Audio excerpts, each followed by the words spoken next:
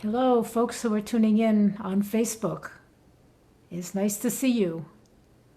And just give it about 5 minutes and we'll be starting the concert. So, welcome to the celebration of women's suffrage that happened on August 26th, 1920. So, it's been almost exactly 100 years since that important event. And we have a wonderful lineup of singers, songwriters, um, impersonators who will talk to you and sing to you about women's suffrage. And as you see, I have a sash, which is a replica of the original sash that women wore back in the day when they were working for those many, many years to finally get the vote.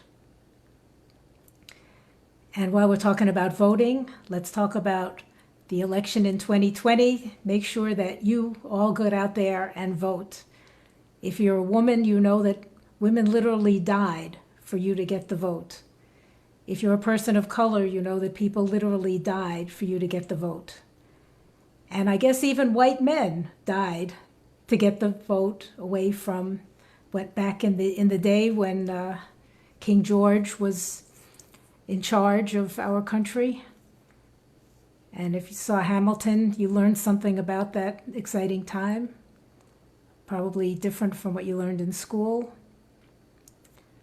So, how's everybody doing? Somebody want to unmute herself and say how you're doing? Bev looks all excited to get started. Doing great, Pat. I'm And good. Yeah, I'm excited. I'm excited to celebrate the Centennial, and I'm excited to be with you all and to hear what's coming up. Very excited. Tomorrow is a new moon, so it's a good way. And July 19th is a very auspicious day. A lot of revolutions, happen on July 19th. So I'm just very excited, to celebrate something. We have to celebrate because there's been a lot of sad Yeah. and things not going our way. But you know, our ancestors are right beside us. They're right in front of us, guiding the way, and we can struggle right along, and we're going to do it. So I appreciate being here. Appreciate the energy that went into this too. July 19th is an auspicious day for us because it was one of the 2 days of the Seneca Falls Convention in 1848 when women first got together and decided that they would start working toward the vote. And a little later in the program, Charlene is going to sing a wonderful song that she wrote about women's suffrage that gives the whole history. Anybody else want to chime in? Say hello. Well, I how are could I you? could say one more thing because I live in central New York, and it's the intersection. You can't live here and not know about the history because it's all right around. From the Harriet Tubman home in Auburn to the Gage home in Fayetteville, Yes. the Matilda Jocelyn Gage that I'll be doing a song about later, and I think some of you may be, to Elizabeth Cady Stanton's Yes. home.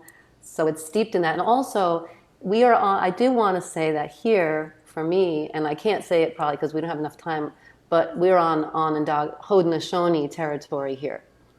Haudenosaunee territory, the Six Nations. And if it weren't really for the Six Nations, I think things would have turned out very differently for the suffragists because they were greatly, uh, beyond measure, influenced by the freedom that women have in the native First Nations. And that was a great influence on Gage and Stanton. So Yes. I really am happy to be here. I've done several shows myself as Susan B. Anthony and Abigail Adams, who was a early suffragette before such a suffragette concept happened. She wrote and stood up to her husband. She stood up and wrote things and educated her children to be extremely open minded and not burdened with prejudice. So all of my ancestors have fortunately, one was actually the great grandmother was in the WTCU, so you can imagine the New England roots from here. Thank you, everybody, for coming, and we got some really great songs that'll surprise you. Well, I'm really glad to have this event as part of the People's Music Network. My name is Ben Grosscup. I'm the executive director of People's Music Network, and I just want to thank Charlene Leahy and Pat Lamana, especially for organizing this event and for all the performers tonight who we're about to hear. I will leave it to our hosts of this evening's event to explain a little bit about the historical significance of the Centennial of Women's Suffrage and Empowerment, which we've already started to hear. I will simply tell you a little bit about the group that is sponsoring this organization. So we are the People's Music Network for Songs of Freedom and Struggle, and we have been since March establishing a regular online music scene where PMN members participate in an ongoing musical dialogue about how music supports the struggle for a better world. The People's Music Network sustains and grows a diverse community of performing artists, activists, and allies who use music, poetry, and other art forms as catalysts for a just and peaceful world. We have numerous upcoming events. Many of them are very participatory. Some of them are more programmed events like we're hearing tonight, where there's a particular theme or particular historical significance that we want to bring to people's attention. In this case, the Centennial of Women's Suffrage. I'm just going to ask that everyone make sure they're muted right now while I quickly share my screen and just show you a few of the events that are coming up. This is the one on our website, peoplesmusic.org, that we're on right now. We have a transatlantic song swap coming up. I'm really excited about this next weekend. Some of our performers tonight, Bev Grant and Colleen Kata, are producing this concert, Sisters Sing in Solidarity. That's going to be next Sunday from 4 p.m. to 6 p.m. It's a benefit for the Poor People's Campaign, a national call for moral revival. We have an open song swap for all People's Music Network members, Songs of Freedom and Struggle. Grain of Salt workshopping songs in progress with a political edge. This is a participatory workshop to support the songwriters in our community who would like to have some peer feedback in terms of things that they're working on. And of course, we're going to be doing a part 2 of that transatlantic song swap. So I'm so glad to be able to host on the tech end. You won't be hearing too much from me until the end. But I want to, again, thank Charlene Leahy, who put a lot of thought and a lot of work into organizing tonight's event. And I just wanted to invite Charlene to take it over and to introduce the rest of the evening. Thank you, Charlene. Thank you so much, Ben. It's been a joy working with you on this project. And I would just like to start by introducing part 1 of this concert, which we call Seneca Falls and Beyond. Voices of women artists in celebration and struggle. From the pulpit, from the parlor, workplace, in legislatures throughout the U.S., and from the White House, women have been denied equality in their basic civil and human rights from the beginning of the country's founding. From the first Women's Rights Convention in Seneca Falls, on this day, July 19th, 1848, American women demanded the right to vote. For 72 years, women faced walls of indifference, ridicule, denial, imprisonment, and violence as they struggled for their rightful place in the political life of the nation, where they lived, studied, worked, raised their children, and paid their taxes. This year, as women and storytellers, we raise our voices and our instruments to honor our foremothers, to celebrate our shared victory in this centennial year of the passage of the 19th Amendment to the United States Constitution. We are mindful, however, that many women from 1920 to our present time continue to be marginalized and disempowered. We understand all too well that the spread of peace, justice, and the healing of our fragile and endangered world urgently depends on the empowerment, unity, and mobilization of all women and all people. Our first performer is Carol Simon Levin. She is a professional storyteller and historical impersonator and scholar specializing in fascinating women history forgot. She is the author of the book Remembering the Ladies, From Patriots in Petticoats to Presidential Candidates. Carol is a longtime activist for peace and justice in central New Jersey and a dear friend. It is my honor to introduce Carol Simon Levin. Thank you so much for having me here today. And I am so gratified to be with you for the celebration of this exciting anniversary. As you just heard, I am Elizabeth Cady Stanton.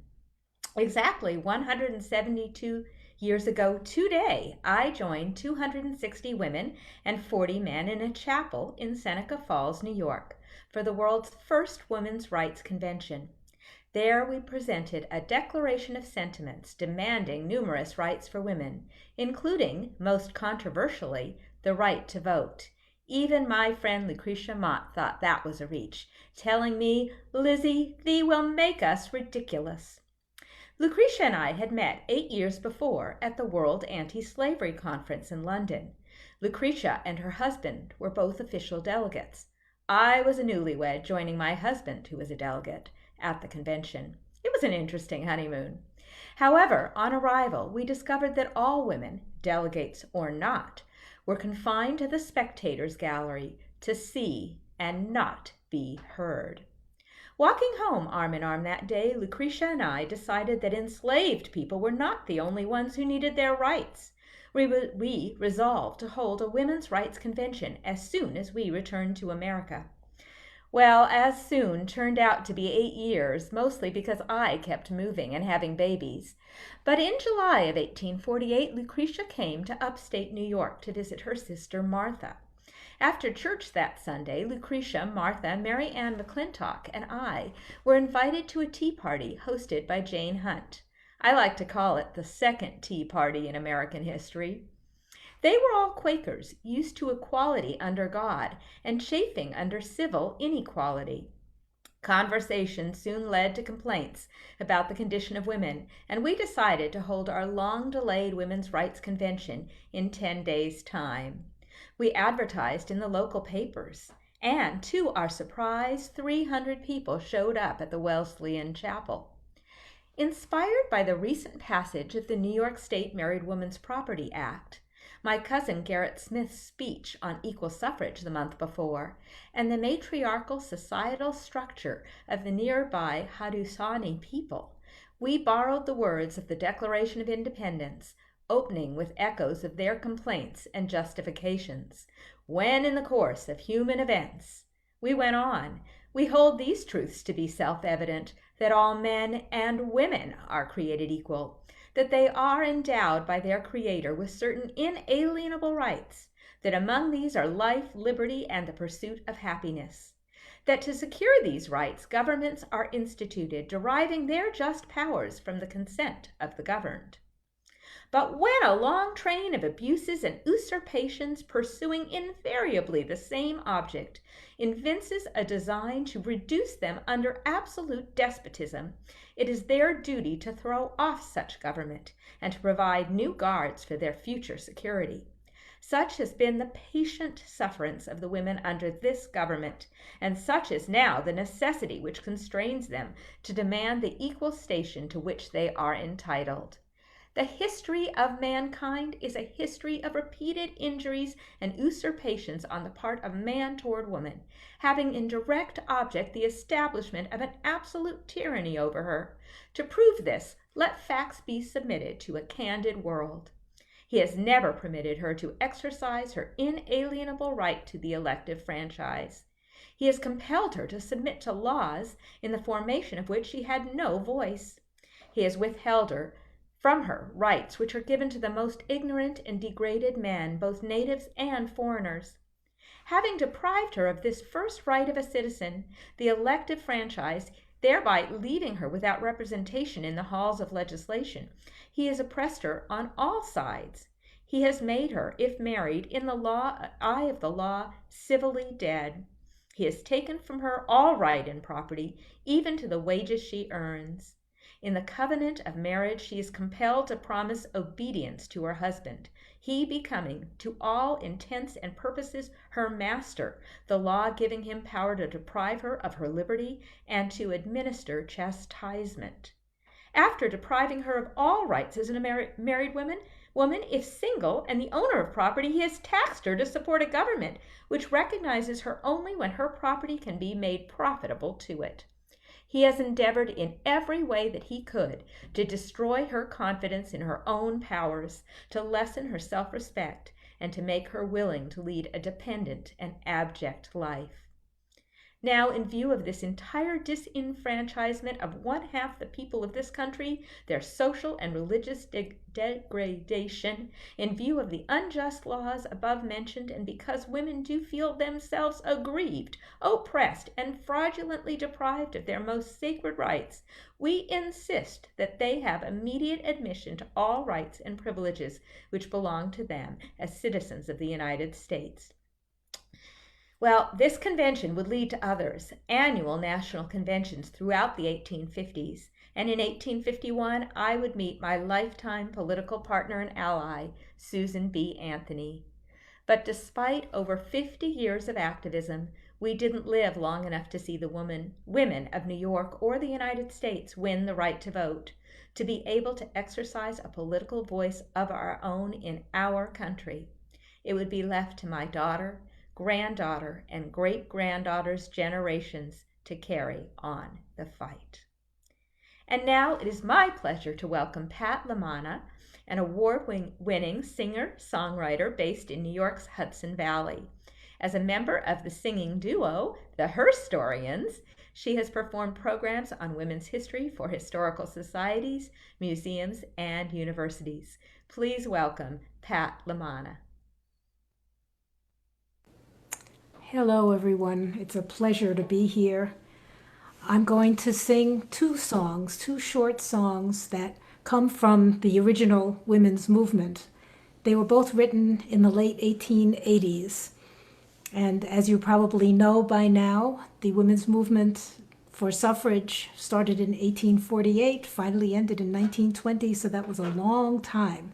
So these are two of the songs that were sung at the many demonstrations, rallies, meetings, etc. The first one is called The Taxation Tyranny. To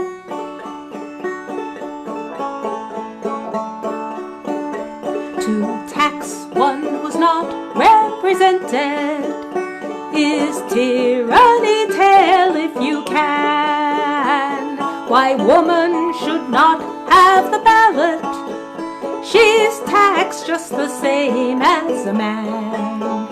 King George, you remember, denied us the ballot, but gave us the tea.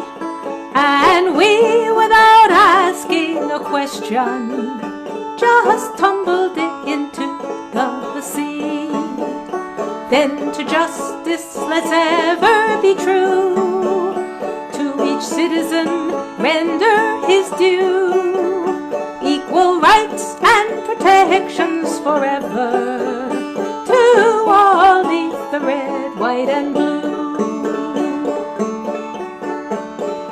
That one man should not rule another unless by that other's consent is the principle deep underlying the framework of this government. So as woman is punished for breaking the laws which she cannot gainsay, let us give her a voice in the making, or ask her no more to obey. Then to justice let's ever be true, to each citizen render his due, equal rights and protection forever, to all neath the red, white, and blue. Equal rights and protection forever. To all neath the red, white, and blue. Thank you. And the next song has a very exciting chorus. You may have noticed that this song was written to a familiar tune. Many of the songs in the protest movements in those days, as in our day now, were written to familiar tunes. So this one's got a stirring chorus. And when I sing, hoorah, you sing, hoorah! Did you hear that? Richard Maddox knows. And when I say, hoorah, you say, hoorah! There you go. Okay. It's called Give the Ballot to the Mothers.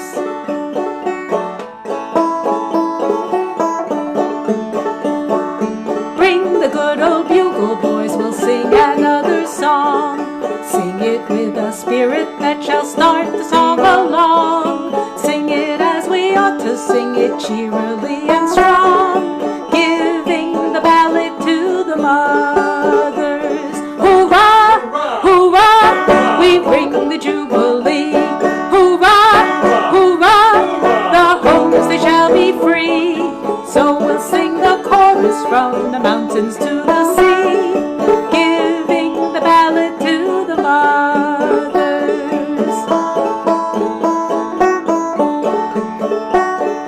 Bring the dear old banner, boys, and fling it to the wind. Mother, wife, and daughter, let it shelter and defend. Equal rights, our motto is, we're loyal to the end, giving the ballot to the mothers. Hoorah! Hoorah! We bring the jubilee. Hoorah! Hoorah! The homes they shall be free. So we'll sing the chorus from the mountains to the sea, giving the ballot to the mothers, giving the ballot to the mothers.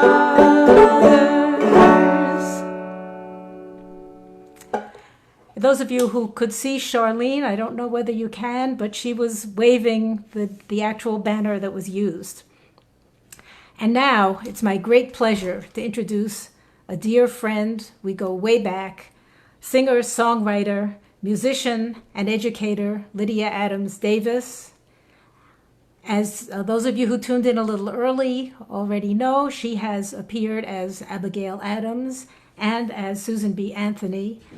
And as well as being an entertainer herself, she is a producer of concerts. She's produced some very great women's concerts in her hometown of Beacon, New York. So now let me introduce Lydia Adams Davis.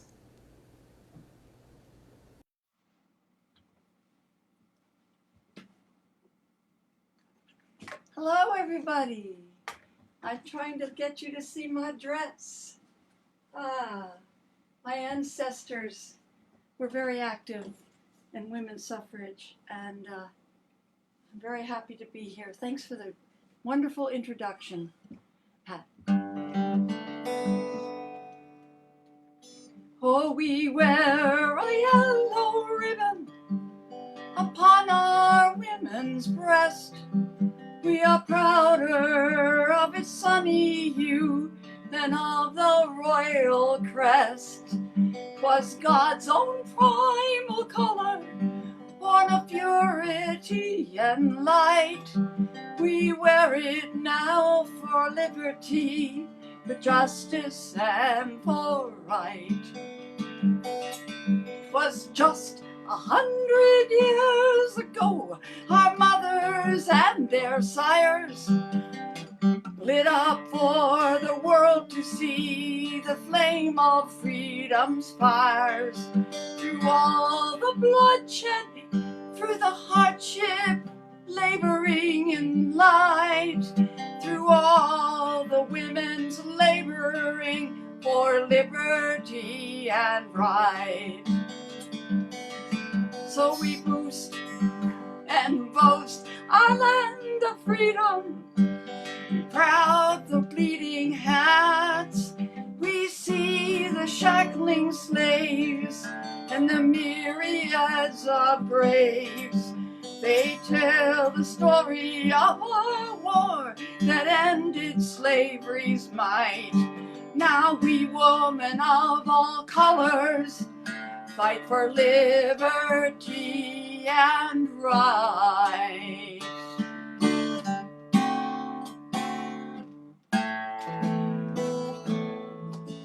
From Wyoming's Rocky Valley to the wild New Hampshire hills, from our northern lakes of silver to the sunny southern rills, lo, the clarion call for freedom, all listening silence thrills. Yes, the clarion call for freedom, all the listening silence thrills.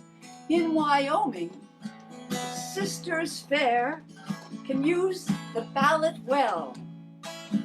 And why can't we do so everywhere? Can anybody tell? We have heard the voice of freedom from that far-off western shore. We have heard the echoes calling as our mothers did before. Let us sing its stirring music, equal rights for evermore. Let us sing our stirring music, equal rights forevermore. I have watched with dawning splendor of a promise in the skies. We have heard her accents tender, oh faithful ones arise.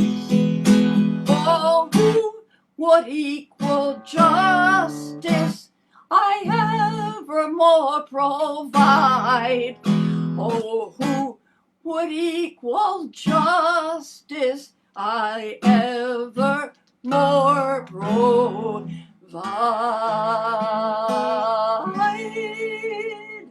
Whew. Thank you, everyone. That's it for now, and now I have a wonderful new person to introduce to you. Jen Dog Lone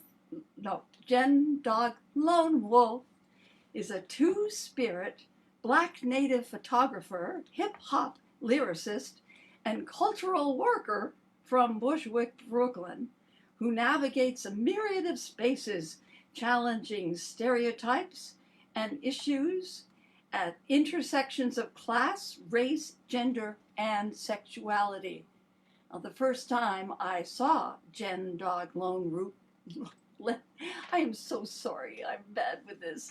Jen Dog Lone Wolf was when she was a hip-hop MC at a wonderful club that was called something like the Commons, the Common Ground in Brooklyn, and WBAI was still broadcasting from the second floor. So without any more stumbling over my names here, I introduce Jen Dog Lone Wolf. Hurrah! Hey, thank you for that. Thank you.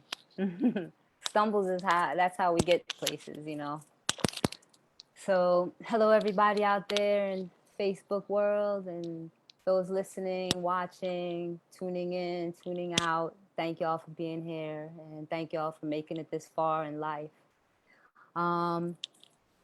So I want to be lifting as we climb, which is a motto of the National Association of Colored Women, which was formed in the late 1800s because, you know, Susan B. Anthony and Elizabeth Cady Stanton, they really just pretty much ignored the contributions of African-American suffragists and reforms. So I want to lift up these names. Sojourner Truth, Harriet Tubman, Mary Church Terrell, Frances Ellen Watkins Harper, Nannie Helen Burroughs, Ida B. Wells, and Mary McLeod Bethune, and so many others. Organizations didn't really address the issues that Black women faced, you know, from education to harassment, housing, discrimination, everything. So National Association of Colored Women started it. And I want to say this other thing too here. So much of the current work against voter disenfranchisement and election monitoring is done by Black communities. Polls saying that Biden or any other candidate ahead does not mean anything unless gerrymandering and voter disenfranchisement is addressed. And we do need to listen to the voices of Black women and address these issues if we really want to address fascism. So with that being said, here's my version of Harriet Tubman, which was written by Walter Robinson, a fine songwriter. And it's my honor to deliver this hip hop interpretation. So bear with me, I've never performed this before. So yeah, here we go.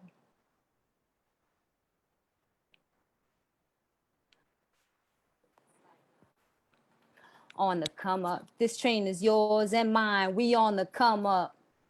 I got. Oh, if you want to have that backing track, we're gonna try that again. Try the sharing okay. again. Yeah. Okay. Yeah, let me start it share over. that again. That'd be good. Yeah. Thanks. Wow, Ben, you just saved me from sounding so horrible. Just kidding.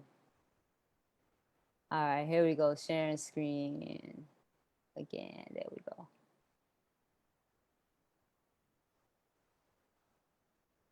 Okay.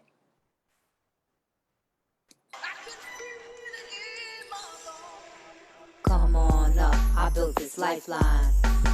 On the come up, this train is yours and mine. We on the come up. I got the lifeline. Come on up, this train is with you in mind. Harriet Tubman. Named herself for sure. Put the pedal to the metal. Underground Railroad. She built the lifeline. She built the lifeline. Kindred, one night I dreamt a nightmare. I was in slavery, sorrow and despair. All I saw, nothing was saving me or easing my mind. Went out of the night, a true queen, larger than life, led a crew by moonlight. First mate, she hollered, pointing her hand. Everybody make room for this free African. We travel hundreds of miles, souls gathered town to town. We unbound and set free those who were lost and found. Come on up, I built this lifeline. On the come up, this train is yours and mine. We on the come up. I got the lifeline. Come on up, this train is with you in mind. Harriet Tubman. Named herself for sure. Put the pedal to the metal. Underground Railroad. She built a lifeline. She built a lifeline. Firmly on shifting sand, she helped me stand. When I fell by the wayside and I didn't know how to land. When my heart grew weak, she gave me her hand. That was my lifeline. Through her, I speak. Harriet Tubman. Harriet Tubman. Harriet Tubman. Come on up, I built this lifeline. On the come up, this train is yours and mine. We on the come up. I got the lifeline. Come on up, this train is with you in mind. Harriet Tubman. Named herself for sure. Put the pedal to the metal. Underground Railroad. She built a lifeline. Yup. She built a lifeline. Who are the children all dressed in red? We are the souls Black Moses led. Who are the souls all dressed in red? We are the children Black Moses led. I go to prepare a place for you. I go to prepare a place. I go to prepare a place. I go to prepare a place for you.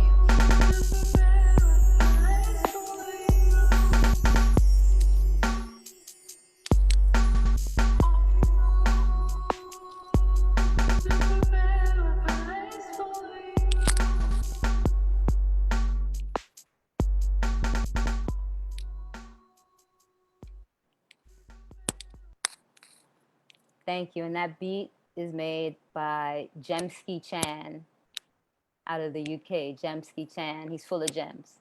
Thank you.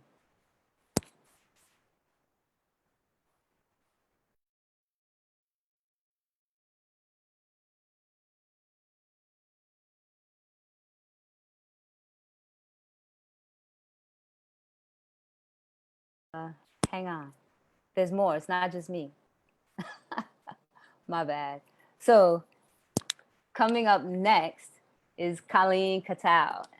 And she's a bilingual vocalist, songwriter who stirs listeners with her clear voice, collective spirit, and rhythmic sensibility. Her music's featured on Democracy Now! Or while singing down the SOA, School of Americas. She performs at Phil Oaks Nights. Her compositions are full of nature, social movements, and Latin American Nueva Canción.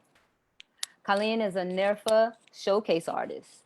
And last summer, she was invited to Italy to perform at the International Ritmi e Danze dal Mondo Festival at the European Eco-Villages Conference in Tuscany. Besos, Kisses is her 2020 release. So make sure you go and get that. And you can check her out at colleencattell.com. Wow, thank you, Jen Dog. That was a great intro. And I really love your use of, I like the accenting of the Italian and the Spanish. Very good. I'm really grateful to Charlene and Pat for organizing this.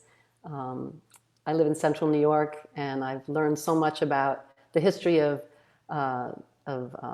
suffrage. Especially, I'm going to sing about an unsung hero who's getting more and more known. Her name is Matilda Joslyn Gage. And there's many stories about her. Maybe at the end, I have some really great anecdotes about who she was. And so that's Matilda Joslyn Gage, who made her home in Fayetteville, New York, not far from where I live now. And also, I mentioned Sally Roche Wagner, because Sally she was a historian that really unearthed Gage and brought her back. So this song uses a lot of Gage's very quotes. It's called Waltz with Matilda. And the chorus is, I'll just say it for you. If you have a pen, you can write it down and sing along. She said, I am one of those set for redeeming the earth. I will live on the plain above all that disheartens. With courage from the unseen, I will do what is asked of me, to the extent of my spirit and potency. So waltz with Matilda, everybody.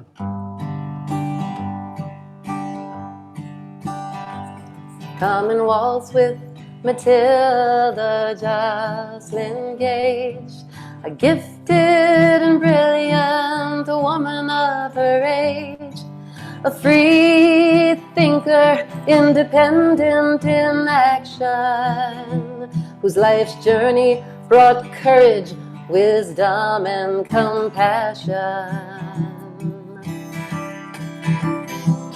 She defied the wealthy white man and the women who followed him, for whoever would be free must strike the first blow. She shattered the biggest lie with logic and reason, and revealed to us a truth that stirred in her soul. She said, I'm one of those set for redeeming the earth. I will live on the plain above all that disheartens. With courage from the unseen, I'll do what is asked of me, to the extent of my spirit and potency.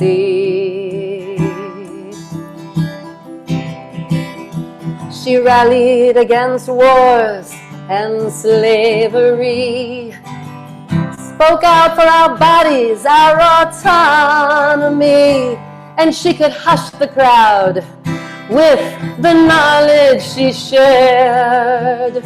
She said the goddess was equally loved and revered. She said, do not frown down the revolution to come, but work on, my sisters, till our time here is done. For if you do not protest, you are not fit for freedom. You know your rights, and you dare maintain them.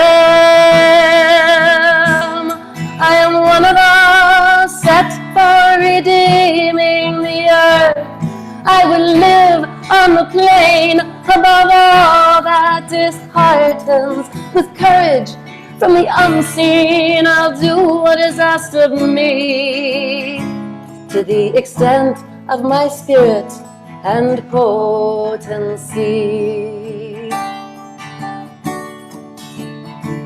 The name Caronian Howie befits this ally, for the Haudenosaunee named her, she who carries the sky.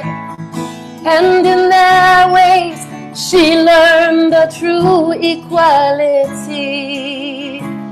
yet her own culture erased her from history.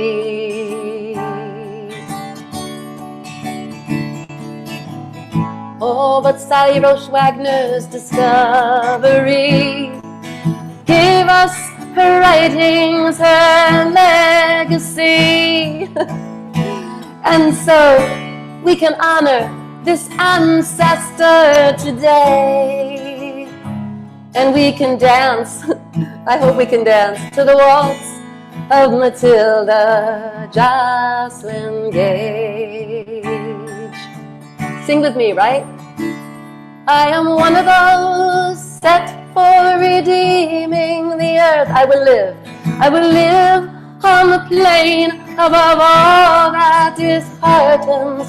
With courage from the unseen, I will do what is asked of me, to the extent of my spirit and potency.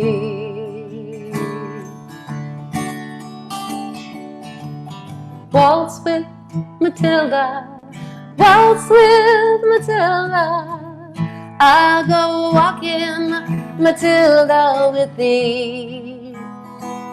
For there is a sweeter word, greater than home, heart, or heaven. That sweet word is liberty.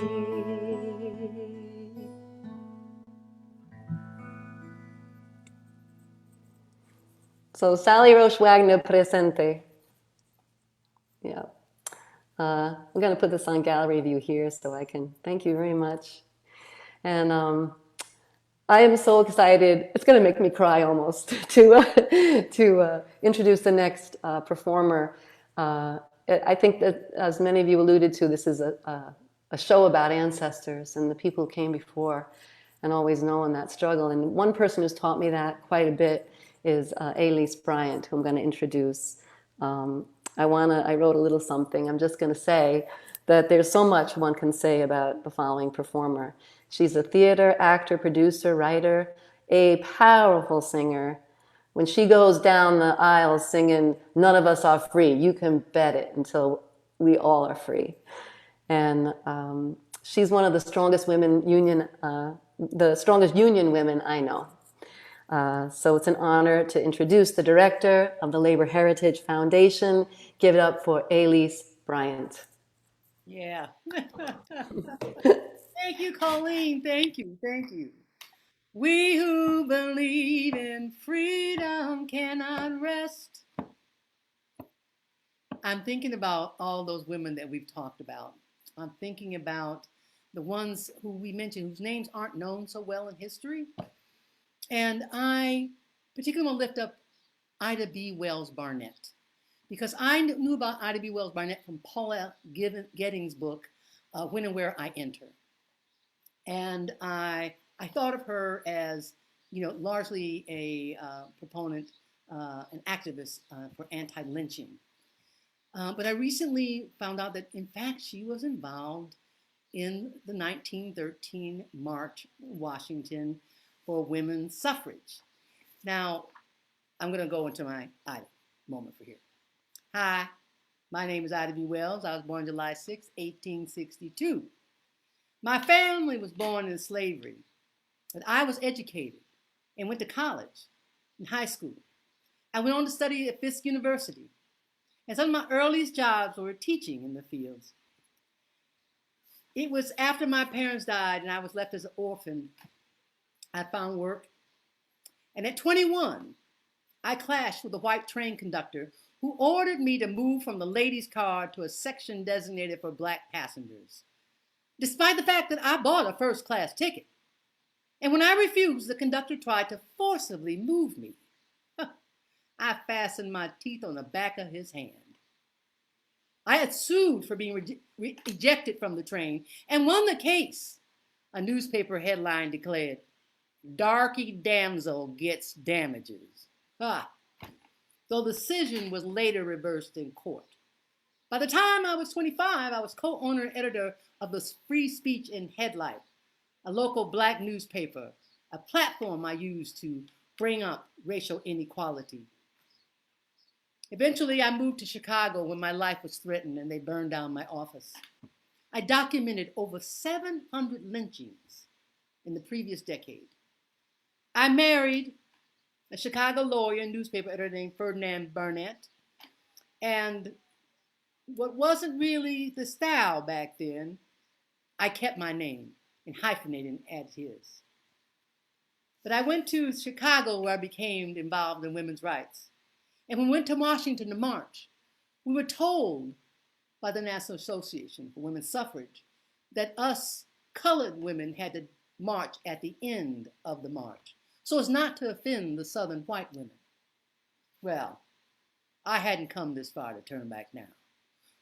Ain't gonna let nobody turn me around, turn me around, turn me around. Ain't gonna let nobody turn me around. I'm gonna keep on a-walking, keep on a-talking, marching up to freedom land. So I stood on the side in the crowd and waited until I saw my two white friends from the Chicago delegation. I slipped into the line and marched with the other women from Chicago, Illinois, as I rightfully should be. It is a lesson that we should remember to this day. I also want to honor the women who weren't mentioned in the most recent documentary on women's suffrage. I want to mention Mabel Lee. I think it's Mabel Ping-Hao Lee, who was a Chinese American activist for suffrage.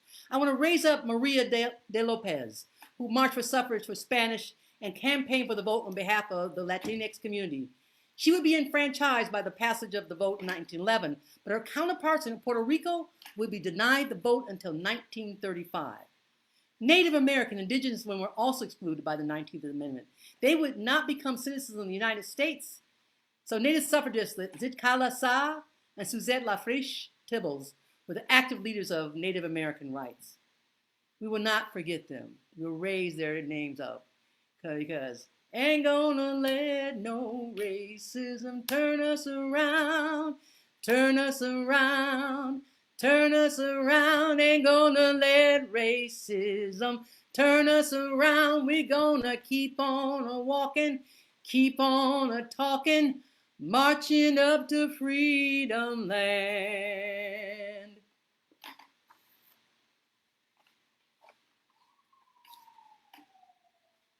It is my honor and pleasure to introduce our next diva of the day, I got so excited. Bev Grant, labor and social activist, singer and songwriter, photographer, and Brooklyn's gift to the world, where she's been living for the past 40-odd years. The Labor Heritage Foundation, we gave her our Joe Hill Award in 2017, and in the same year, the American Society for Composers, Authors, and Publishers, ASCAP, gave her the Jay Gorney Award for her magnificent song, We Were There. Bev gives her heart and soul to everything she puts her hand to, uplifting everyone with her inspirational songs. It's in her blood. You got to see the photos of her and her sisters, child stars, playing guitars that were half their size and poodle skirts. It's amazing. Whether she was rocking with her band, The Human Condition, back in the day, or leading the Brooklyn Women's Chorus to this day, Bev puts her commitment to women's equality into everything she does. Please welcome my sister, my friend, Bev Grant. Wow, that was a great introduction. Thank you so much, sister. Whew. And I love you. I truly love you. Well, I'm going to do a song that many of you are probably familiar with. It's a song that has several stories of its origin. The song is called Bread and Roses. And there's no dispute about the fact that the lyric was written by a poet named James Oppenheim. But where he got that phrase from, that's what seems to be in dispute in different things I read. The one that I'm going to mention today is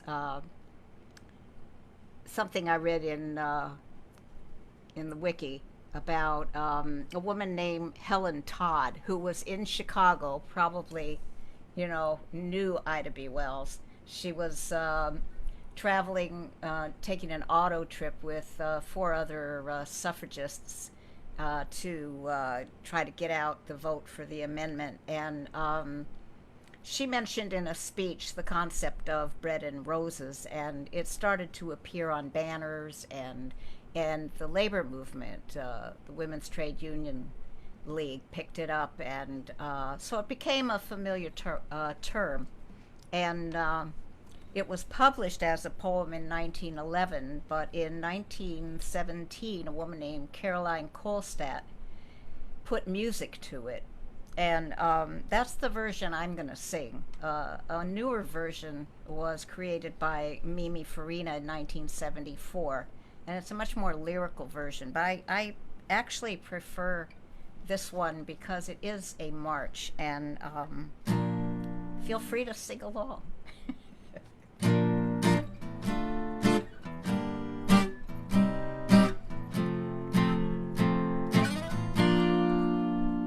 Hold on a minute.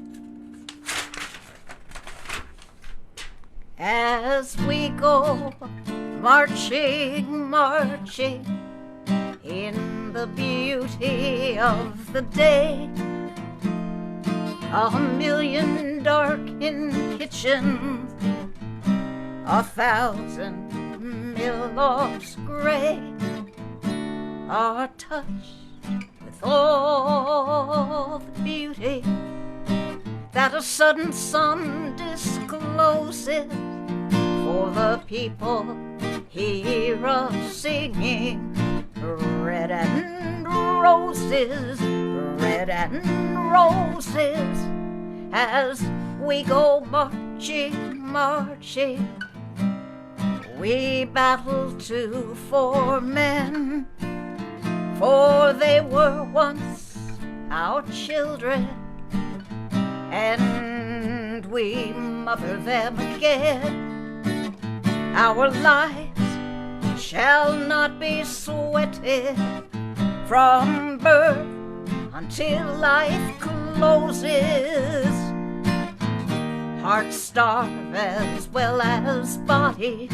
Give us bread, but give us roses as we go marching, marching.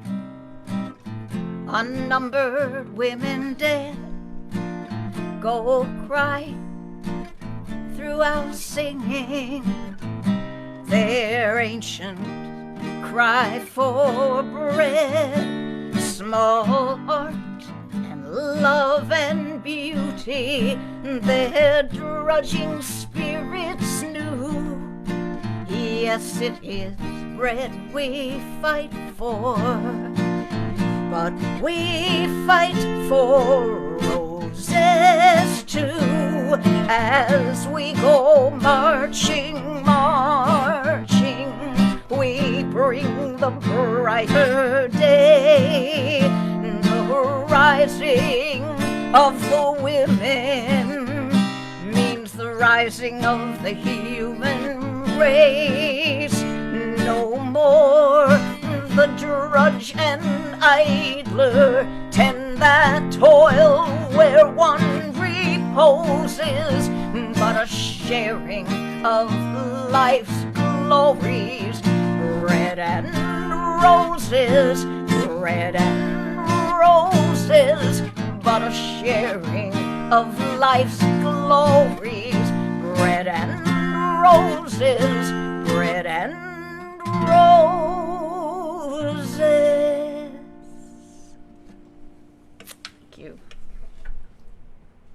I have the pleasure to introduce the woman who brought all of us together to do this wonderful event, Charlene Leahy, a sister I've known for probably about 25 years or so. She's a singer-songwriter, and we've shared a number of stages. She was the publisher of Songs of Peace, which is when I think I met her. It was a magazine. I think probably I had some songs in it that she published in the 90s. And now she has a project called Her Story. And I think that this whole thing on women's suffrage is sort of related to that project, because Lydia and Pat are both involved with it, and they are educating people, acting out the stories, singing these songs, which I think is so important, because we know, as all of us who are singer-songwriters, we know the power of song. We know how we internalize music and lyrics so much differently than when we read stuff. So I think that's a wonderful project they are doing. And let's welcome Char Leahy.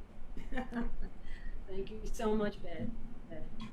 I just want to say I'm just so honored to be sharing a stage, although a cyber stage with you.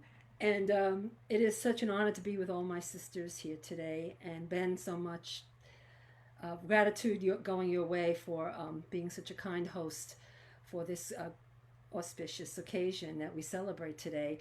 On this day, actually, in 1998, I was asked by a friend to accompany her to visit the landmark up in Seneca Falls dedicated to women's history. I had no idea what I was walking into. And I never knew the story about how we got the vote until I had visited the celebration those many years ago. And I was, at that time, publishing Songs of Peace magazine. So I did a story about a whole magazine, actually, a whole issue on women's history. And one thing led to another, and I wrote this song. And it's called the Women's Suffrage Song. And I'd like to introduce my accompanist, Diane Doolittle, on saxophone.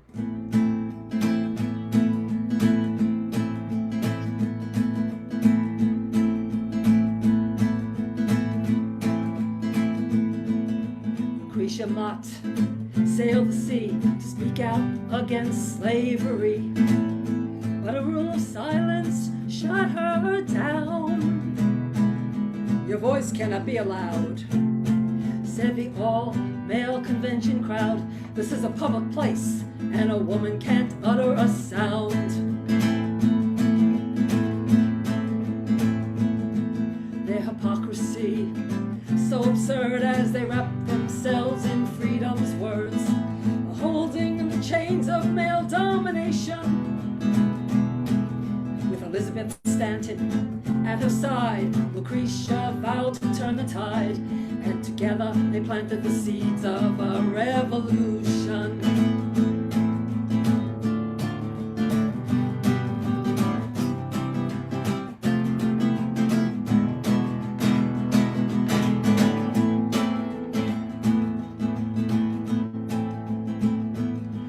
In a little town near Seneca Falls, in rural upstate New York, Elizabeth and Lucretia called a meeting.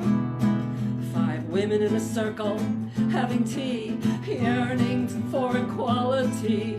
A woman's rights convention they decided they would be needing. 1848, in the heat of July, women and girls came from far and wide, daring to confront their state of subjugation. Elizabeth Stanton had taken the floor. For the right to vote she did implore, but the hall erupted with protests and confusion.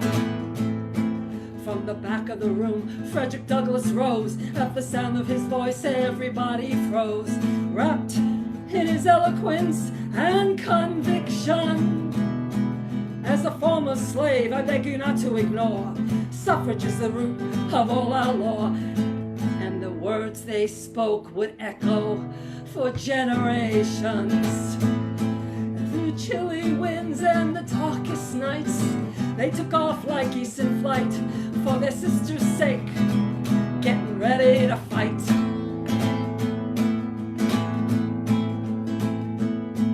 Brave leaders emerge to advance the cause. Truth, Gage, Alice Paul, hungering in prison to amend the Constitution. After 72 years of struggle and pain, with the 19th Amendment we overcame. In August 1920 we marched in jubilation.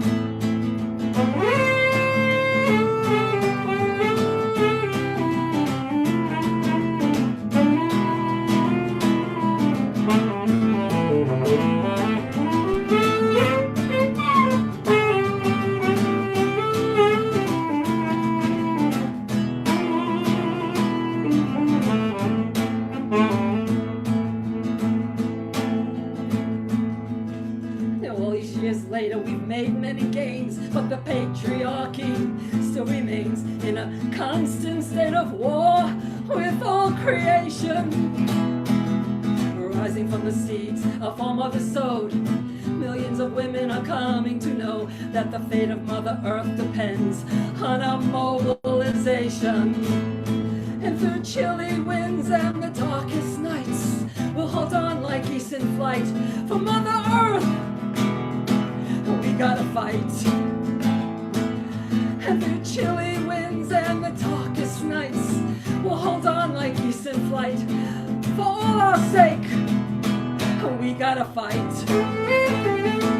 We gotta fight. We gotta fight. We gotta fight.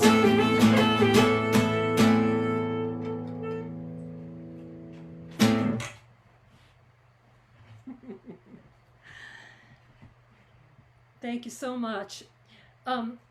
Before we end the first part of this concert and hand it over to Pat LaManna, our co-host, I just wanted to make a little comment relating to Diane's mom and my mom. Diane and I have something in common. Both our mothers were born without the vote. My mother was born in 1913, and I'd like to invite Diane to say a word about her mother. Yes, my mother was born July 19th, 1920, 100 years ago today. Born without the vote. Wow. An auspicious day for many reasons. Very glad to be accompanying Charlene today. So this is the centennial of not only women's suffrage, but Diane's mom.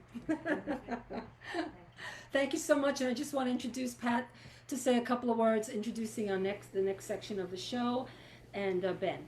And take it away, Pat LaManna. Well, happy birthday, Diane's mom. I hope everyone enjoyed this first half as much as I did. I feel so honored to have been sharing the cyber stage with these wonderful women and the wonderful choices of songs and stories that they had. Yes, so we will be going to part 2 shortly. You'll be spared having to wait online in the bathroom and wait online to buy refreshments. You can do that in the comfort of your home. But we will be coming back in the second half and doing songs that relate more to contemporary struggles of women. And now I would like to reintroduce Ben Grosscup. He is the executive director of People's Music Network, which is the organization that has sponsored this concert. And Ben, would you like to make a few announcements? Well, I will announce some of our upcoming events again at the end, but again, thank you all to the organizers. You can find out lots more about the People's Music Network and the regular online events that we're hosting at peoplesmusic.org, where you can also consider becoming a member if that would be of interest to you. We are a membership organization that is spread with strong roots in the Northeast, but increasingly during this pandemic period of time, we are drawing in artists from all over the country and indeed all over the world in these, because our mission is about lifting up the music that powers social movements and connecting the artists in community in ways that develop that music. And we're doing that here by sharing music that is about important histories of the struggle for women's rights. And I just want to turn it back to you all for the wonderful work and music that you're doing. Thank you.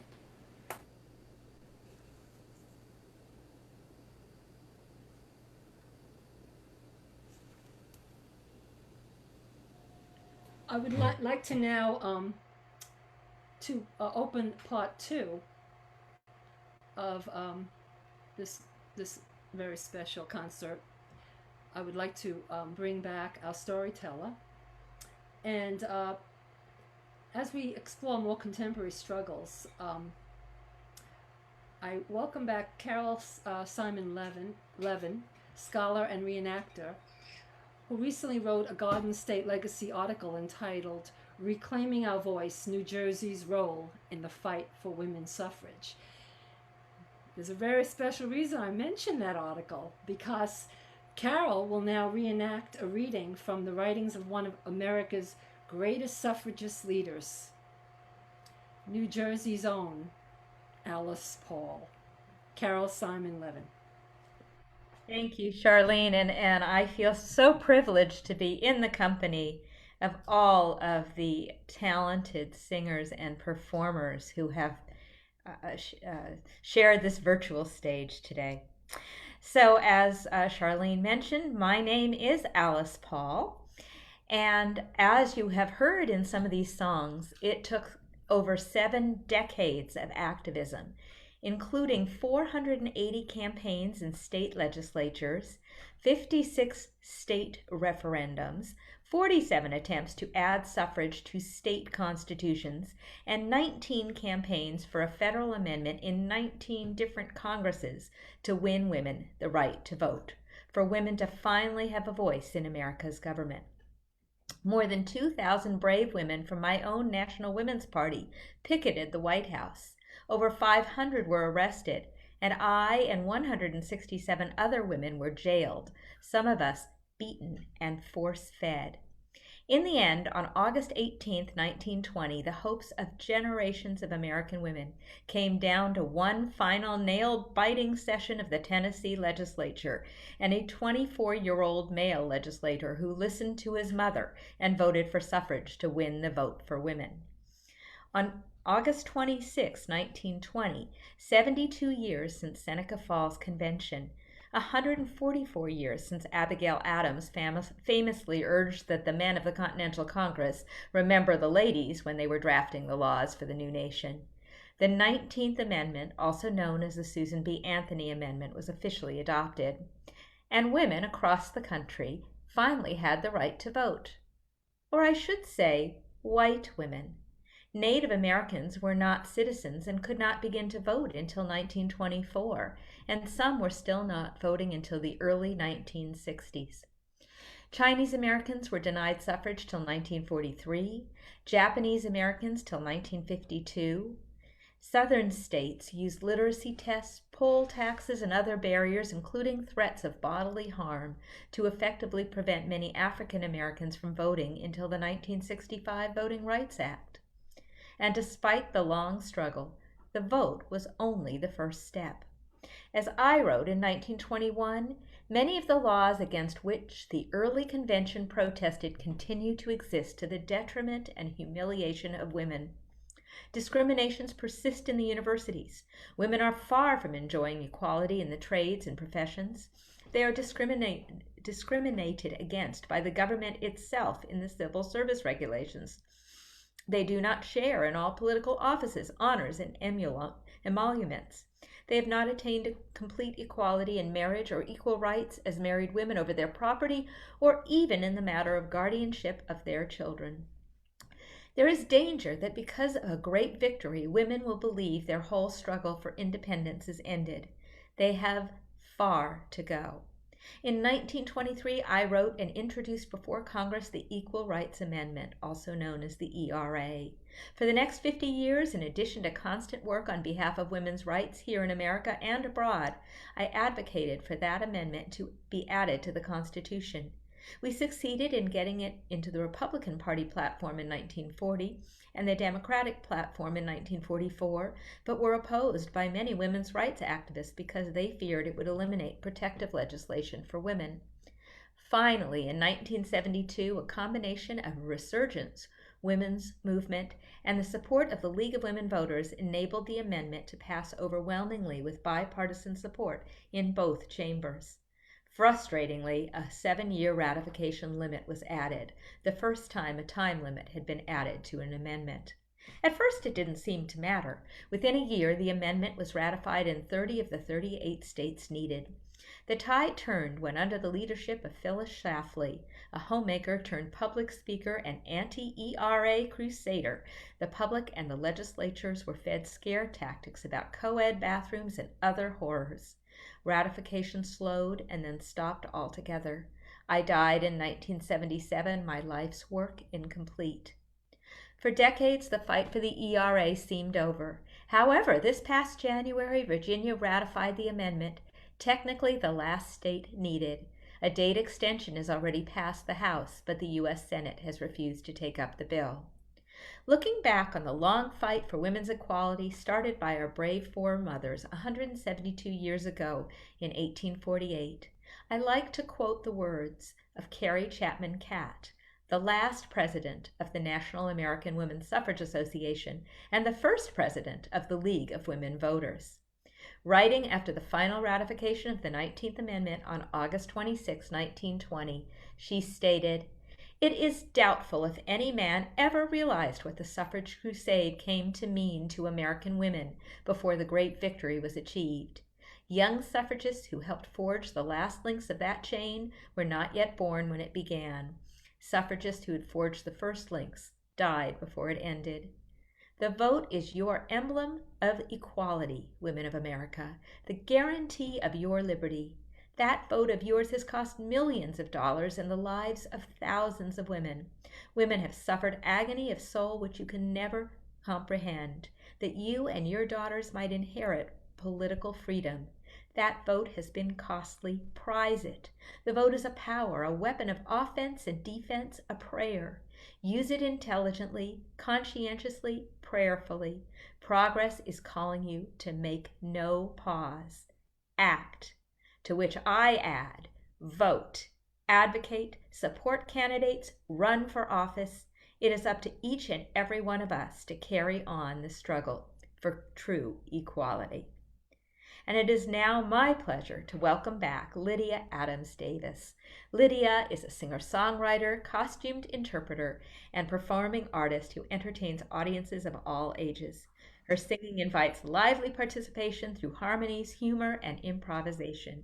She has performed at acoustic venues, schools, festivals, libraries, and coffee houses across the U.S. and Europe. And tonight, she is performing right here in your living room. Lydia, please take it away. Oh my goodness. Thank you very much. I'm dizzy with all of that history. It's wonderful. Oh my goodness. Thank you. I'm so glad you were able to be part of our show, Carol. All right. Well, I should really speak like this.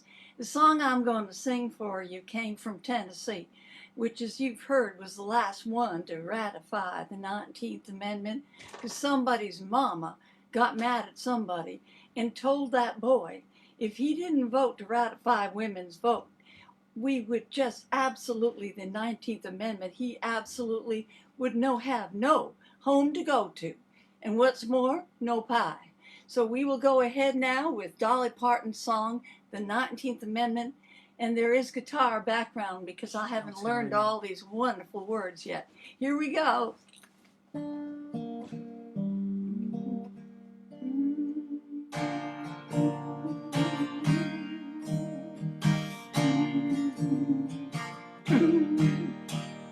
First they said we couldn't dance, then they said we couldn't drink. And unless a man lied it, they said we couldn't think. They said we shouldn't speak till we was spoken to. Well, there was just so much back then we weren't allowed to do. But the first bite of that apple, I guess, revealed the truth. That's when Eve got smart, and that's why Adam don't like fruit. But that old tree of knowledge had some limbs that broke. We had to fight for women's rights. They said we couldn't vote. We carried signs, we cussed at times, marched up and down the streets. We had to fight for women's rights, wore blisters on our feet. We got tired of seeing all our dreams go up in smoke, burdens more than we could tote, having lies crammed down our throats. But that old dam finally broke when women finally got the right to vote. They said a woman's place was staying in her hut, washing, cooking, cleaning, and wiping babies' butts. They said she'd never see the day she'd equal up to them. But here we are, come so far, I guess we sure showed them. And the first time of that apple, I guess revealed the truth. That's why Adam don't like fruit, and Eve got smart, that's true. And that old tree of knowledge had some limbs that broke. We had to fight for women's rights, they said we couldn't vote. We were defiant, I'll admit, but we knew we couldn't quit, 'cause the equal suffrage amendment had to be passed. We protested, we cried out, finally it came about, ratified by Tennessee, we won at last. And the first bite of the apple, I guess, revealed the truth. That's when Eve got smart, and that's why Adam don't like fruit. But that old tree of knowledge had some limbs that broke. We had to fight for women's rights. We won the right to vote.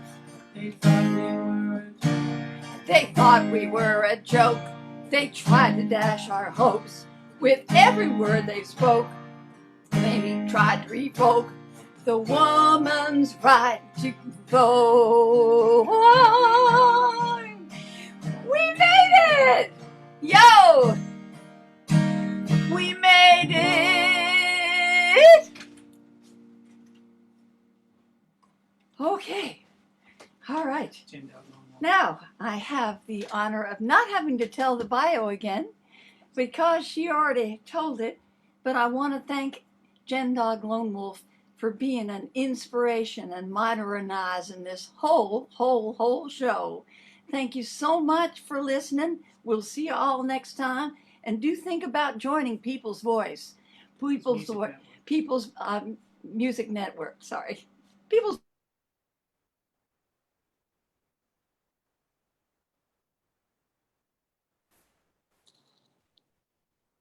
Thank you so much, Lydia.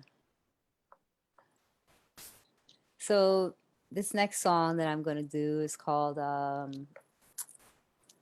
me move this out. Well, actually, I think I'm going to move my necklace out the way. Have some loud jewelry. Yeah. So this next song is called State of the World. And world is spelled WHIRLED. Things is just kind of whirly. So, yeah. And this beat is made by Pablo Shifty out in, he's in Amsterdam, Polish brother out in Amsterdam. So, yeah. Without the people, there is no movement. You are the movement. You dictate the movement. You lead the movement. And if you cannot seize this moment in history to define a movement that is your movement and your rights and your pain and your suffering. Most victims are not a pot to piss in. I like that cause of shiesty politicians. Protest but they don't get paid to listen. Hands up and it ain't our palms that glisten. Still open season on blacks and native women. Still cracks in this vast sacral system. Corrupt leaders cause the people didn't pick them. Medical and food industry is sickening. Yo, where do I start? So intertwined, premeditated, ill-fated victims. This hierarchy is post-dated. Intentions evil, delivering speeches unbelievable. There ain't no good sequel. Be victor or the beast will eat you. It's already ceased to be an engine to serve the people. Governmental, 2 words of the evil them men do. The fraudulent Babylon got our youngins on heroin. People lost in the forefront with barely foundation to stand on. Barricaded in worlds, enveloped in girls. No direction, insurrection. My kitchen stay curled. Fools running around like heads with soft torsos. Who satisfy with morsels? Remember what life taught you. Divided we conquer. Together not lost. What's the method for together? Well, it won't exceed the cost. And that's for sure. Your fight should be my fight, mine yours. Tolerating on pause, get them verbs off pause. Tolerating on pause, tolerating on pause, get them verbs off pause. Get them verbs off pause. Tolerating on pause, get them verbs off pause.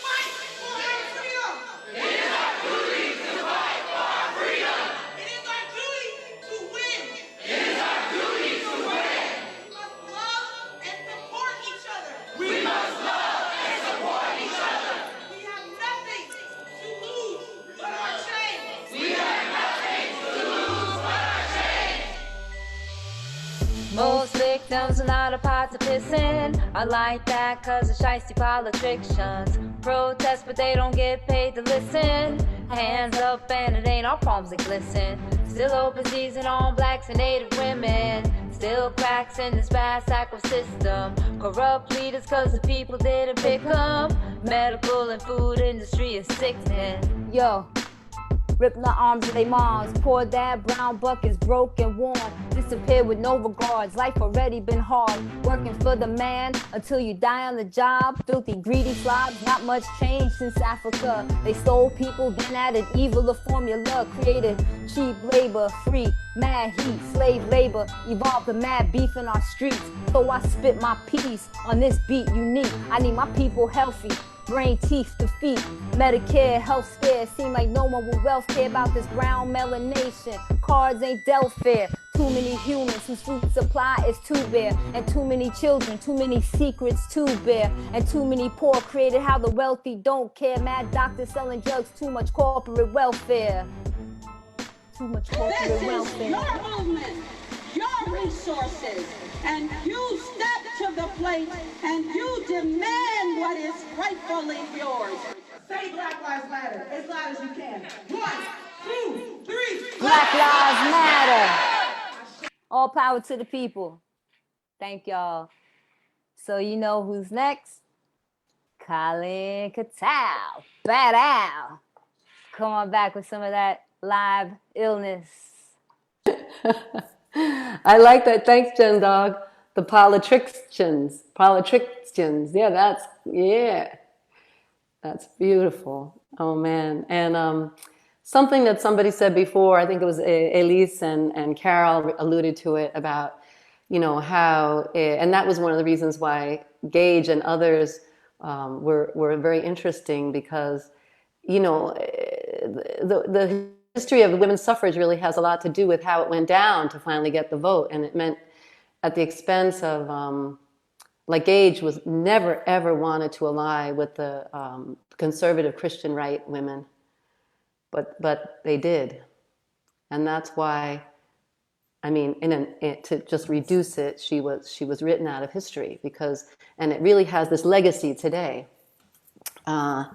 because of the exclusionary nature of the vote and who gets to vote and who doesn't get to vote. So, but maybe at the end, when we actually, I think we might have some time at the end, we can chat a little bit. Well, I'm going to do this song and I'm going to do something a little different. I think because I don't have my microphone with my guitar, I'm going to do it a cappella with a little beat on it.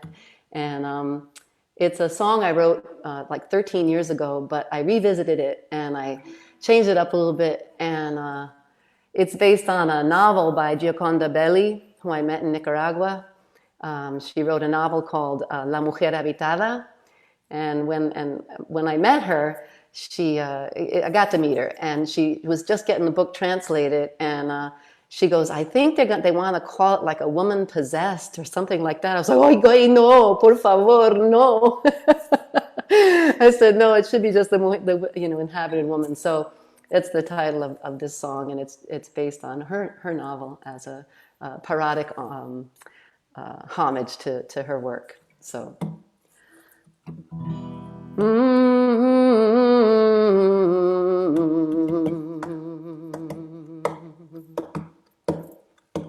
I am an inhabited woman with a spirit that lives within me. She died at the hands of evil, but her spirit is free. Her spirit is free, and that she remain in my mind, 'cause she's a justice-seeking one. And until a dream is realized, well, you know the work is not done. Yes, she came to me in an orange, she did, when I drank the juice from her tree. And she told me of life on La Tierra, how her people were bound in slavery. The river ran red with blood, and the captor took her land. But she vowed to renew her energy in another strong woman. Yeah. This spirit woman's body, well, it was thrown to the sea, but her blood made it to the river again, where it found the root of a tree, and the tree began to blossom. I thought it's in the captor's tongue, spirit stronger than they would ever be, and from death a new life has come. The water deep and the dark, down to the underground, where it merged with the root of the deepest heart, where the soul of the earth could be found.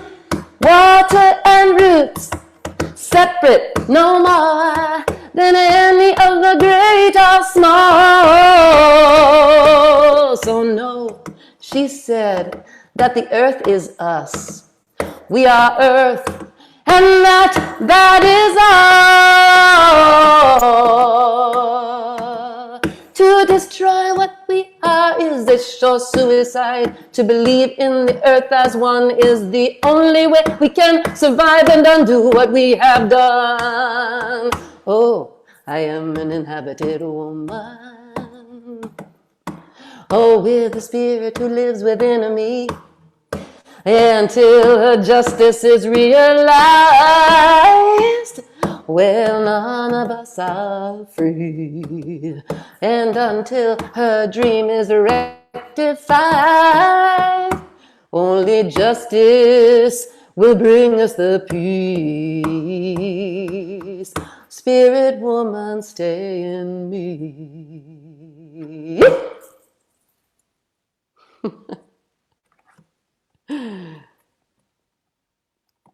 Well, thank you all. Thank you all very much. Just going to put it back in gallery view here. It goes to, kind of has a default. And so on to the next spirit woman I love so much, Elise Bryant. Thank you so much. And actually, I just want to say that the great labor arts part of labor heritage is a kind of a sister community of activism to People's Music Network. And so you could check out that too. So please welcome Elise Bryant. Thank you, Colleen. Yes, we are sister organizations. We are family. On my first day of official retirement from the National Labor College, I found myself on a bus at 6 o'clock in the morning heading to Virginia. And as we got off the bus and we were marching in the heat of the day, I said to myself, what the hell are you doing here? And the words to this song, Ella's song, written in honor of Ella Baker by our good sister, Bernice Johnson Reagan. And I said to myself, We who believe in freedom cannot rest. Sing with me, y'all. We who believe in freedom cannot rest until it comes. Say it again. We who believe in freedom cannot rest. We who believe in freedom cannot rest until it comes. Until the killing of black men, black mother sons, is as important as the killing of white men, white mother sons. And that which touches me most is that I had a chance to work with people, passing on to others that which was passed on to me. We who believe in freedom, we who believe in freedom cannot rest. We who believe in freedom cannot rest until it comes. To me, young people come first. They have the courage where we fail. And if I could just shed some light as they carry us through the gale. Gin Dog. The older I get, the better I know that the secret of my going on is when the reins are in the hands of the young who dare to run against the storm. We who believe in freedom, we who believe in freedom cannot rest. No, no. We who believe in freedom cannot rest until it comes. Struggling myself don't mean a whole lot. I've come to realize that teaching others to stand and fight is the only way our struggle survives. I'm a woman who speaks in a voice, and I must be heard. Sometimes I can be quite difficult. I'll bow to no man's word. Everybody. We who believe in freedom cannot rest, cannot rest, oh no. We who believe in freedom cannot rest until it comes. Last time. We who believe in freedom cannot rest, oh no. We who believe in freedom cannot rest until it comes.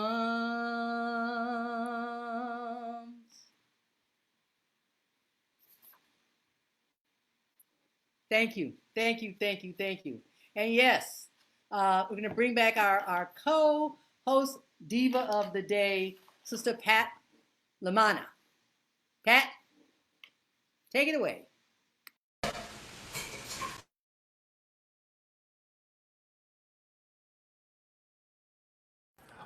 Make sure that you're unmuted, Pat.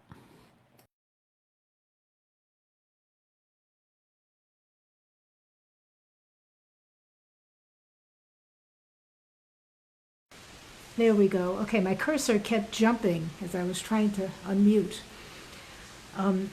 So I'm just thinking, and I think that it probably would not be good if we didn't mention C.T. Vivian and John Lewis, two great freedom fighters whom we lost recently. I wrote a song about some young freedom fighters that I'm going to do now. It's called Fearless Girl.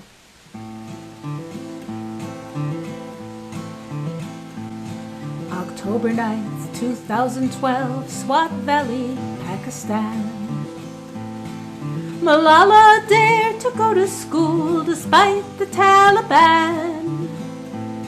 They tried to kill her for they feared this educated girl. They only served to spread her message all around the world. On her 16th birthday, she spoke at the UN of justice and equality for women and for men. She said, every child deserves a chance to learn and to be free. If we want to build a better world, education is the key. Fearless girl, staring down a raging bull, you're an inspiration to us all. What can I do to follow you?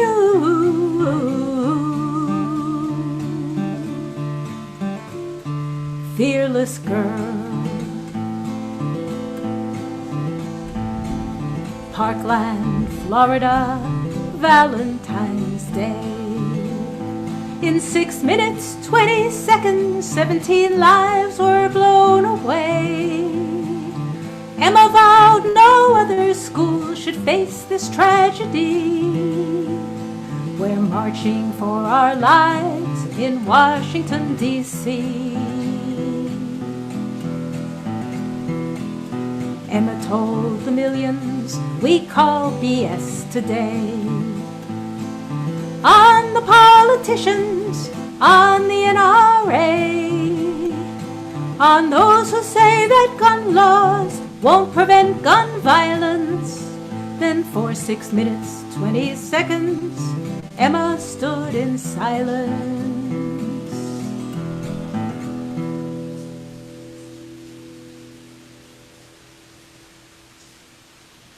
Fearless girl, staring down a raging bull, you're an inspiration to us all.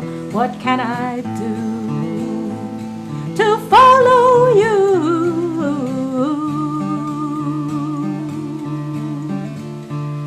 Fearless girl. Greta couldn't eat or sleep, she was so distressed. The climate crisis left her feeling hopeless and depressed. She stood outside of Parliament with a sign that read "School Strike." At first she stood alone, then thousands more joined in the fight. She sailed across the ocean in a carbon-neutral yacht. She spoke at the UN and put those leaders on the spot. "How dare you," scolded Greta, "leave me and my peers with this human-caused disaster that you ignored for years." Fearless girl, staring down a raging bull, you're an inspiration to us all. What can I do to follow you?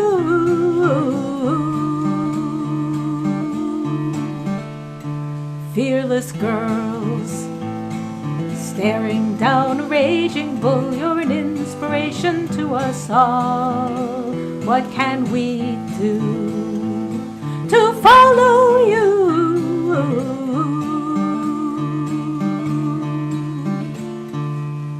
Fearless girls.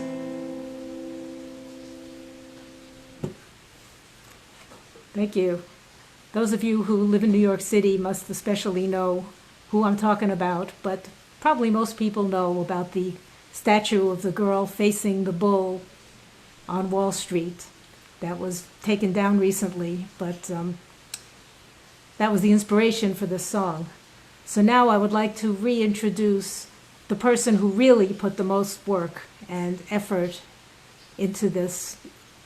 And, talk about herding cats, try organizing organizers.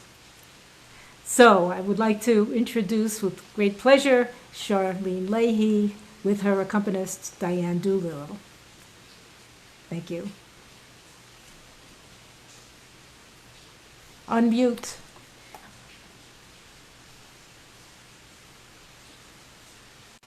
Those of you who know me, can you hear me now? Those of you who know me know that I have a lot of experience herding cats, literally. Can everybody hear me? Okay. I like to do a song I wrote called Sister Mine. I'm thinking, as I read this herstory, listen to these songs, it strikes me how so much of our movement, going back centuries, is a story of women and friendship. So this song is about sisterhood, and each verse ends with the word "sister mine." I'm thinking of the 5 women sitting around the table having tea up in Seneca, planning revolution. I'm thinking of the day Elizabeth Cady Stanton met her political partner and dear friend, Susan B. Anthony. I'm thinking of the day that Alice Paul met Lucy Burns. And I'm thinking of this day today when you and all these wonderful women that I'm getting to play with and to activate with, including my dear friend Diane, who'll be playing with me on flute. System on.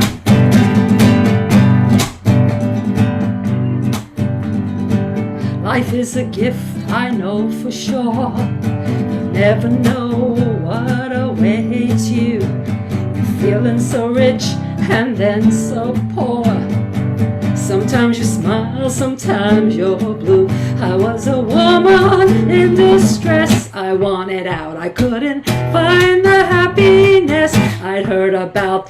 Then you came along. Guess it was about time. Here's another song, everyone. For you, sister mine. One more time. For you, sister mine. Friendship, a gift that can't be bought.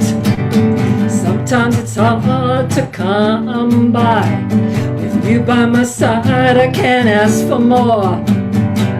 I've never felt this rich before. You are a woman I can trust, and I have found in good or troubled times. I just know you're around since you came along. I have left the pain behind. Here's another song for you, sister mine. Come on, for you, sister mine.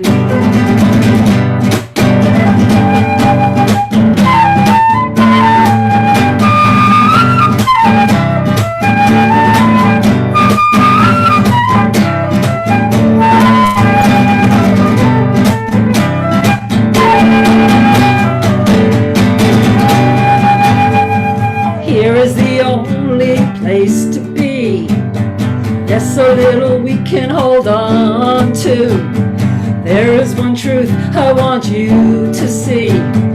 This friend will never abandon you. I am a woman you can trust and never doubt. Together we have found something to shout about. That love came along and held us through some bad times. So here's another song for you, sister mine. Help me out, come on. For you, sister mine. For you, sister mine. One more time. For you, sister mine.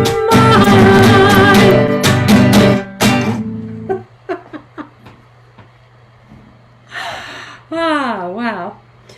Well,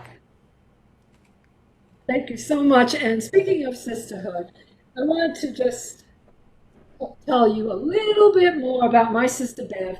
And I know she got an introduction I can never top from Elise earlier in our program, but I do want to say that in addition to being a great singer-songwriter, activist, photographer, Bev, and director of the Brooklyn Women's Chorus, she is the creator of a multimedia labor history show called We Were There. And you will know in a moment why that is so relevant to the next song. My sister, Bev Grant. Thank you, Shar. And Shar has honored me by singing that song when she does her gigs. So that's always a big honor for a songwriter, is to have someone else sing their song. So thank you for that. And I wrote this song expressly for the show that I had started to format or form. It's a 10-character piece that takes characters from labor history and gives them their voice at the same time projecting slides and inserting music.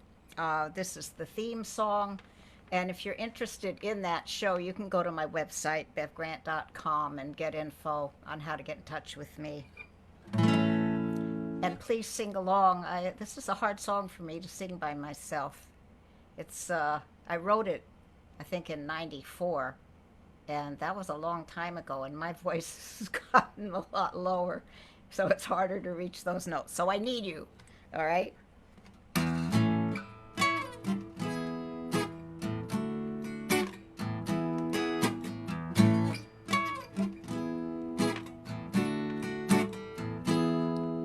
We have plowed and we have planted, we have gathered into bars, done the same work as the men, with babies in our arms. You won't find our stories in most history books you read.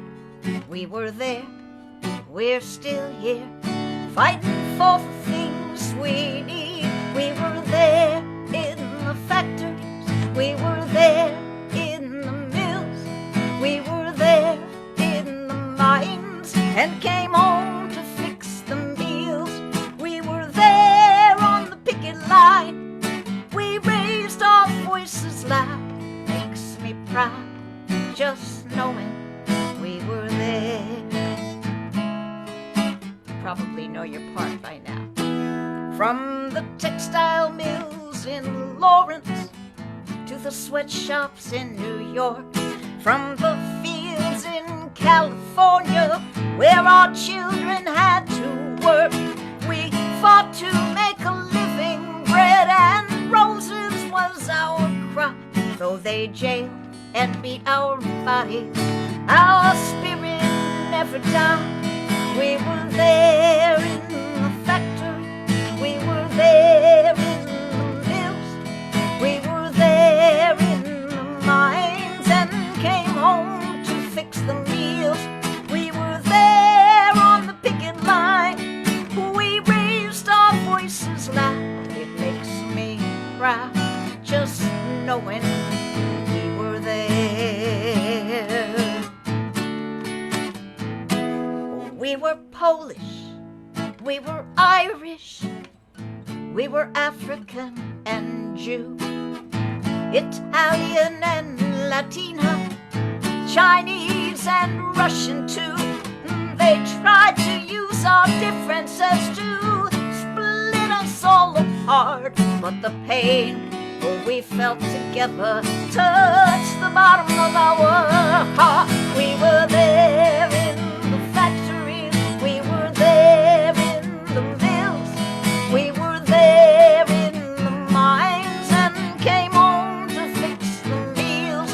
We were there on the picket line, we raised our voices loud. Makes me proud just knowing we were there.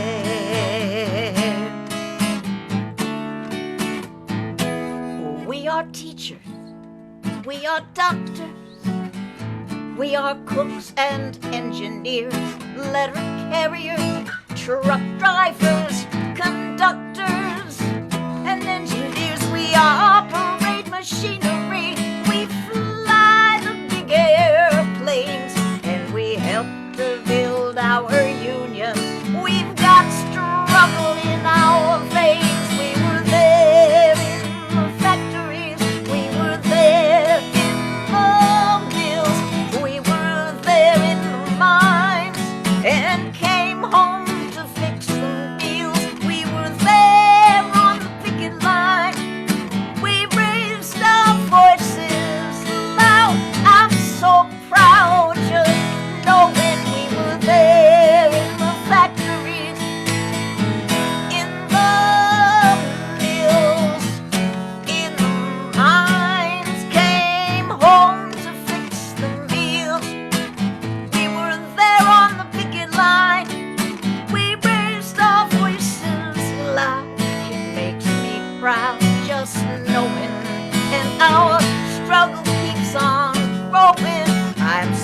proud just knowing we were there.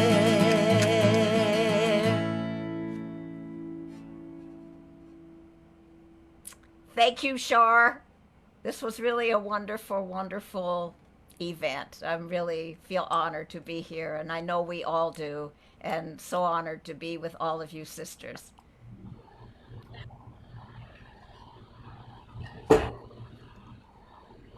Well, I just wanted to say,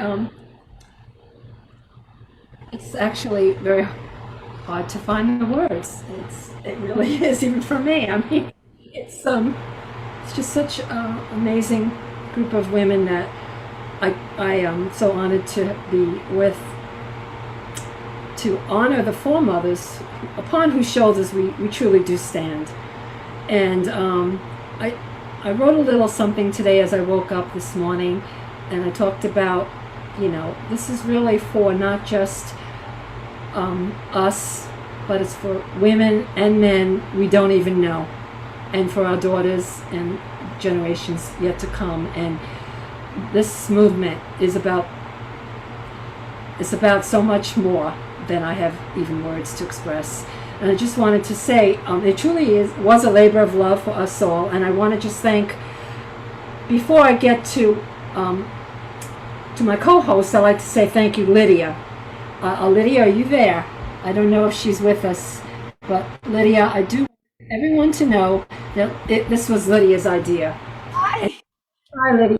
Lydia I got lost out in the oh, now I can't hear you. You PMN and asked to do this program, and was kind enough to ask me for help, and Pat and I jumped in to take care of some necessary details.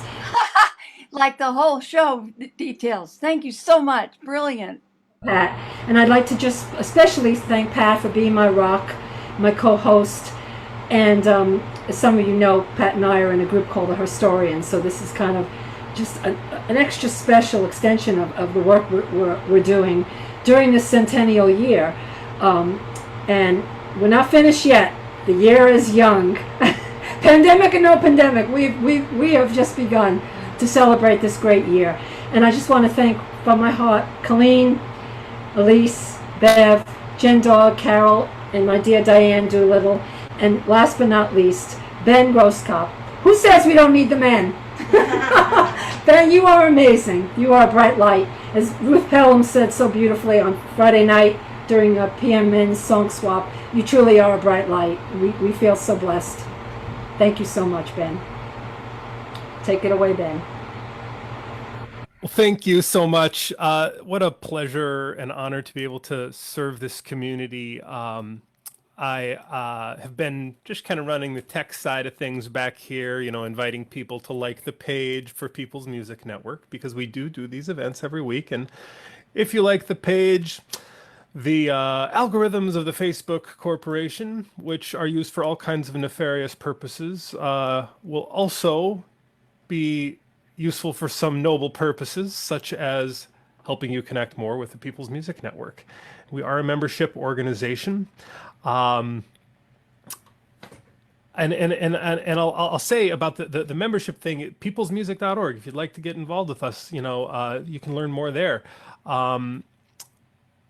Again, I want to say thanks to all the organizers. Charlene took care of most of the thank yous, but it's just great that members of this organization feel like they can just step up and organize a show. And then what a pleasure to be able to support that. That's really an honor for me. Sometimes we do shows that are more like carefully produced like this one, and sometimes it's just an open song swap on a topic like Songs of Freedom and Struggle, which is kind of the second half of our organization's name. Sometimes we've done a number of themed song swaps that are trying to like really hit on some specific issues through music, and I think we've really done that tonight. So I'm really congratulating everyone here for being part of that. We've been actually meeting in person together for like 4 decades. Since the late 70s is when the early origins of the People's Music began. Our organization, we believe in the power of music as a way to change people's hearts and lead to social transformation. And during this pandemic, we're learning some new ways that we can engage with each other, with the public at large. So if you feel like you connect with our mission of using music as a tool for social change, you can learn more about us at peoplesmusic.org. Thanks so much. So I think I send it back to Shar or Pat now. Maybe we could also just announce some of the upcoming shows that we're going to be doing. Yeah, I'm going to do that. You bet. Well, why don't you start announcing the one, and I'll put it up on the screen, because Bev and Colleen are organizing something that's coming up next Sunday. I'm going to go ahead and put that up on the screen. Mm-hmm. They would love you. Once we get... Go ahead, Colleen. Talk about Oh, okay. I was waiting for you, Bev. Sorry about that. Well, yeah, I was looking for the unmute button. Oh, God. Okay. Yeah, so this, a week from today, from 4 to 6, we're going to do, through People's Music Network, we're going to be doing a fundraiser for the Poor People's Campaign, and it's from 4 to 6 p.m., and it is with some really great performers that Liliana Herrera, Liliana from San Herrera Francisco. From San Francisco, and also Lindsay Wilson, who's a member of PMN, and so it's going to be really, really wonderful. You know, I love we as you can tell, you know, we do a lot of activist music, but it's deeper. I mean, it's a you know, music with meaning and, you know, lyric based, and so we just love to support organizations doing great work, and I hope can be one of many you know, partnerships between other progressive organizations and People's Music Network. Mm-hmm. So that's a week from today. Tune in. Yep, tune in.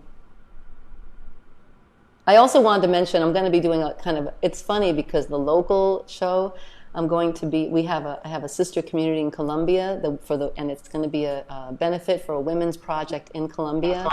It's not through People's Music Network, but it'll be a similar format, and you can message me or let me know. It's this Thursday, and I'll be joined by Carlos Gutierrez, who's a wonderful guitarist, and we're going to be raising money because the women in Colombia are, in Latin America, the small farmers there, man, you know, with so few resources, they're just doing it, you know, and it's fascinating. So if you have time, you could go to that show too. It's on this coming Thursday.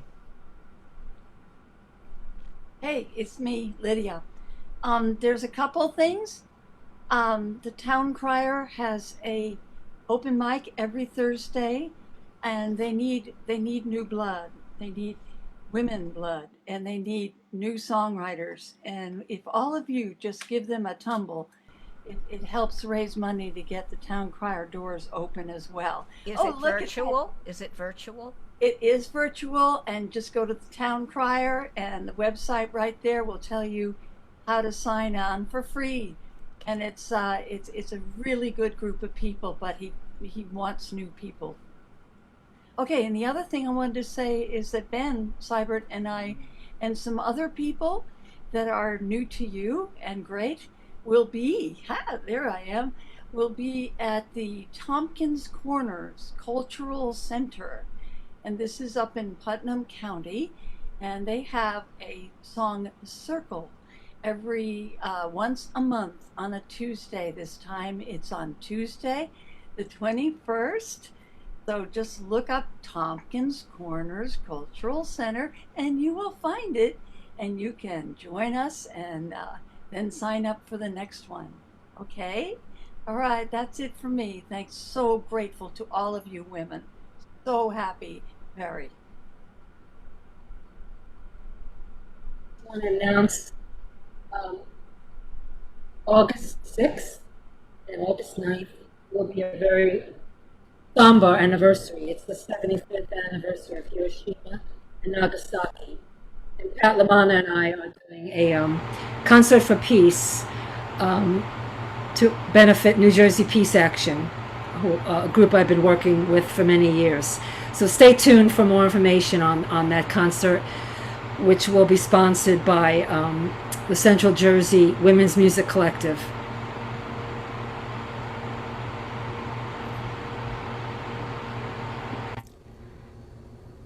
And if I can put in a plug for the Grain of Salt workshop that's taking place on August 17th. It's a Monday at 7:30. If you're a songwriter, whether you're a new songwriter or an experienced songwriter, it's an opportunity for you to present a political song that you're working on that's in progress to get feedback from the group. And I'll be running this with Charlie King, wonderful singer-songwriter. Yes, yay.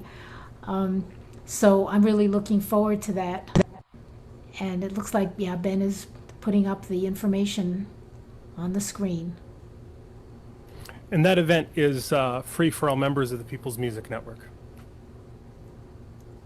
And it's, it's not curated. It's not a performance. You're presenting this song that you might have just written that afternoon or, recently. And maybe you're stuck or you just want some feedback. And all of the people sitting in will give you some tips on how they think you can improve it. But remember that it's your song, so you can take all those tips with a grain of salt. That's why it's called that.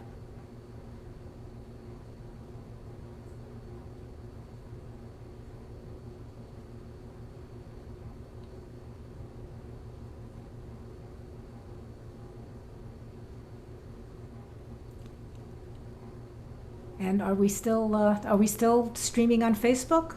Well, I think with that, I'll just say goodbye unless anybody else wanted to say anything. Sure. Thank you, People's Music Network Steering Committee. What? I really appreciate it. All the members and we are very, very proud to be. I am personally a proud member for many years. I know most of us here are proud members of People's Music Network. It's changed my life forever. And Ben, you have really brought the organization to a whole new level, and I'm so thankful that you're at the helm. Glad to be working with you. All right, with that, I think I will turn off the Facebook Live and hope to see you guys all real soon. Thanks. Bye-bye.